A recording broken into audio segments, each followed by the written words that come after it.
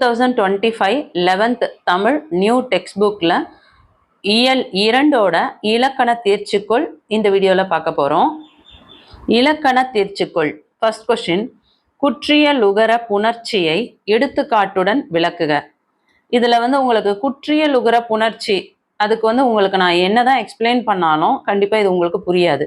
So ஒரு உதாரணத்தை கொடுத்து அதை வச்சு எக்ஸ்பிளைன் பண்ணாதான் உங்களுக்கு தெளிவாக புரியும்.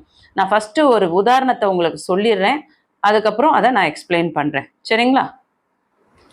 இங்கே பாருங்க, உங்களுக்கு ஒரு உதாரணம் கொடுத்துருக்கேன். மாசு கூட்டல் அற்றார். மாசு கூட்டல் அற்றார் இதை சேர்த்து எழுதும்போது என்ன கிடைக்கும்? மாசற்றார் அப்படின்னு வருமா? அப்போ இது எப்படி வருது அப்படின்னு பார்த்தீங்கன்னா, இதை என்ன சொல்லுவாங்க அப்படின்னா நிலைமொழி சொல்லுவாங்க. இந்த முதல்ல இருக்க இந்த வார்த்தைகளை நிலைமொழி, இது வருமொழி. நிலைமொழியின் ஈற்றெழுத்து, இந்த சூவை ஈற்றெழுத்துன்னு சொல்லுவாங்க. இது முழுசா மாசுன்றத நிலைமொழின்னு சொல்லுவாங்க. இந்த கடைசி எழுத்த ஈற்றெழுத்து சொல்லுவாங்க. இது முழுசா இதை வருமொழின்னு சொல்லுவாங்க. இது வருமொழியோட முதல் எழுத்துன்னு சொல்லுவாங்க. இப்போ நல்லா புரிஞ்சுக்கோங்க. நிலைமொழியின் ஈற்றெழுத்தில் குற்றிய லுகரம் இருந்து வருமொழியின் முதலில் உயிரெழுத்து வந்தால் ஊக்குரல் மெய் விட்டு ஓடும். அதாவது இந்த சூவை பிரிக்கும் போது என்ன ஆகும்? மா கூட்டல் இந்த சூவை இச்சு கூட்டல் ஊன்னு பிரிக்கலாமா?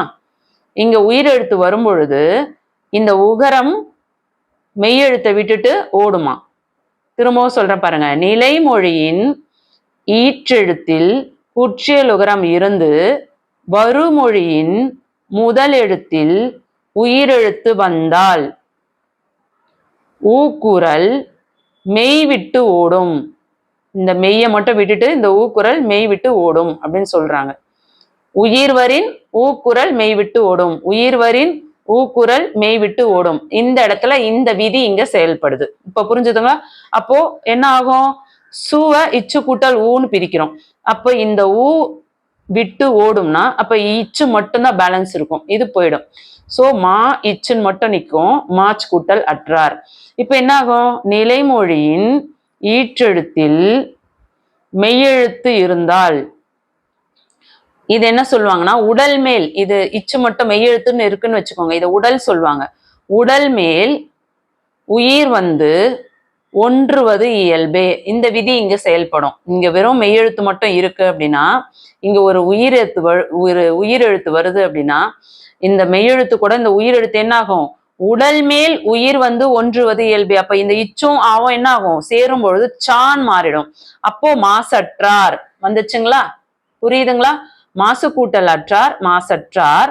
அந்த சூவை பிரிக்கும் போது இச்சு கூட்டல் ஊன் ஆயிடும். இங்க உயிரெழுத்து வர்றதுனால இந்த ஊ கெட்டு இச்சை மட்டும் விட்டுட்டு போயிடுது. திரும்ப இந்த இச்சு என்ன ஆகும்? இது உடல் மேல் சொல்றாங்க, இதுதான் உடல்னு சொல்றாங்க. உடல் மேல் உயிர் ஒன்றுவது இயல்பே. இதோட இது போய் சேரும் பொழுது அது என்ன ஆகும்? இச்சு ஆவும் சேர்ந்து சாவாயிடும். ஸோ மாசற்றார் மாறும். இப்ப புரிஞ்சுதுங்களா? இப்ப இந்த ஃபர்ஸ்ட் சப்டிவிஷன் நான் படிக்கிறேன் பாருங்க.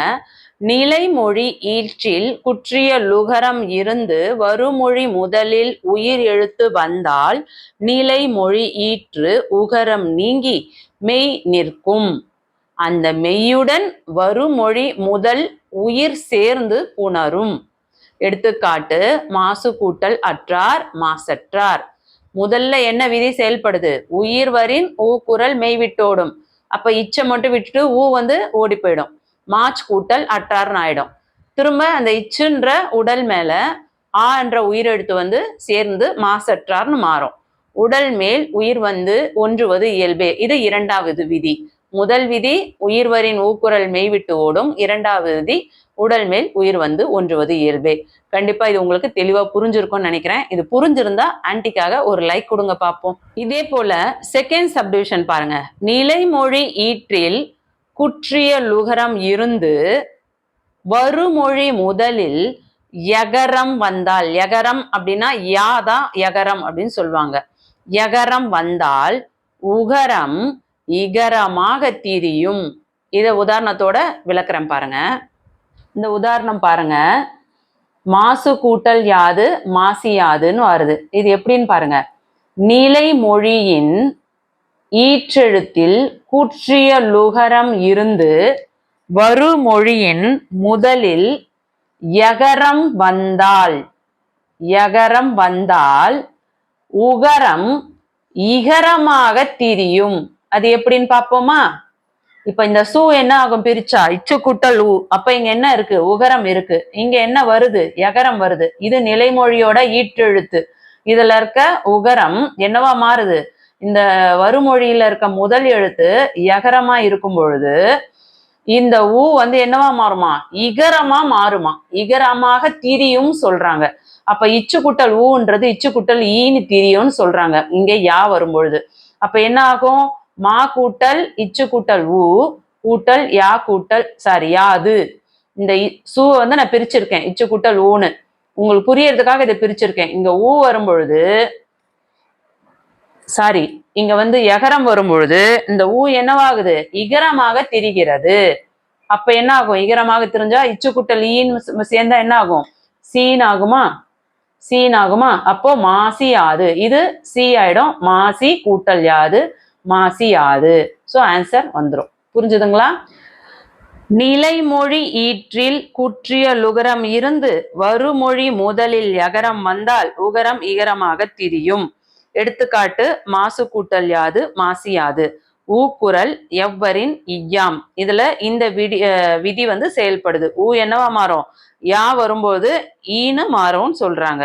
சோ ஊக்குரல் எவ்வரின் இய்யாம். இதுதான் இதோட விதி. இது நல்லா புரிஞ்சிருக்குன்னா ஒரு லைக் கொடுத்துட்டு சப்போர்ட் பண்ணுங்க. இந்த மாதிரியான இலக்கண தேர்ச்சிக்குள்ள தொடர்ச்சியா நடத்தலாமா அப்படின்னு சொல்லிட்டு கமெண்ட் பண்ணுங்க.